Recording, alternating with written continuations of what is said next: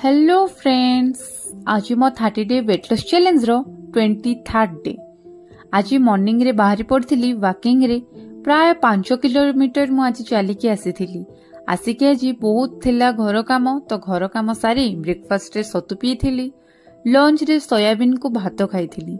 Soybean होची best food for protein. आज धनतेरस थिला, आगु को दिवाली अछि, तो मो खरा बेलटा जाक लाइट आउ फ्लावर डेकोरेशन रे लागी जाइथिली। इवनिंग रे चा टिके पी देइथिली। आज मु आउ इवनिंग वर्कआउट करिनी बिकॉज बहुत टायर्ड लागुथिला। डिनर रे थिला रुटी को सोयाबीन खाई सारी बाहरी पड़थिली वॉकिंग रे। 2 किलोमीटर जाइके आसी क्षीर टिके पी देइथिली।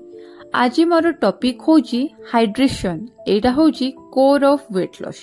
जेतेबेले बॉडी डिहाइड्रेट रहुची, मेटाबॉलिज्म स्लो हुए आउ फैट बर्न कमी जाए, एनर्जी लो फील हुए।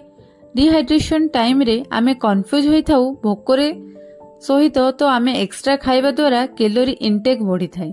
यार सॉल्यूशन फास्ट होची दिन को मिनिमम 3 लिटर पानी पियंतु। सेकंड होची खाइबा पूर्वरु गोटे ग्लास पानी पी दियंतु, तो खाइबा टिके कमी जाए। थर्ड वन होची वाटर रिच फूड खांतु, लाइक ऑरेंज, काकुड़ी, तरबुज, एमती वाटर रिच वाला फूड खांतु।